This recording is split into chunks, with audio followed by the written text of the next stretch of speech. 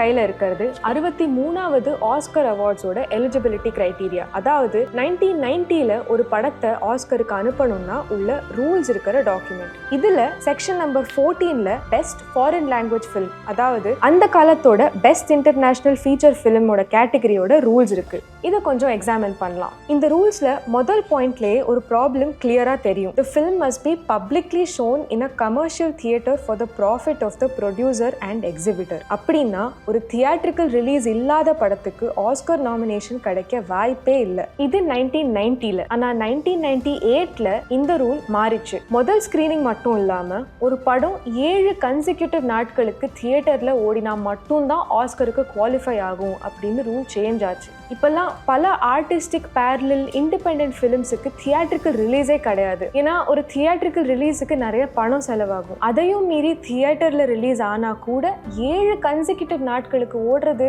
அந்த எதிர்பார்ப்பே ரொம்ப அநியாயம் அப்படின்னு கண்டிப்பா ஆர்கியூ பண்ணலாம். ரீசெண்ட் டைம்ஸ்ல பல இண்டிபெண்டன்ட் ஆர்டிஸ்டிக் அவார்ட் வின்னிங் படங்களுக்கு தியேட்டர்ல ரிலீஸ் ஆகிற அளவுக்கு பட்ஜெட் இல்லாம இல்ல வேற பல காரணங்கள்னால ஓடிடி பிளாட்ஃபார்ம்ஸ்ல ரிலீஸ் ஆயிருக்கு. இந்த லிஸ்ட்ல வர முக்கியமான ஒரு எக்ஸாம்பிள் டிஜே ஞானவேல் டைரக்ட் பண்ண critically acclaimed Jai Bhim. Lockdown பீரியட்ல இந்த ரூல் ஸ்லைட்டா ரிலாக்ஸ் ஆச்சு. ஆனா என்ன கேட்டா இந்த ரூல் இருக்கவே கூடாதுன்னு தான் சொல்லுவேன்.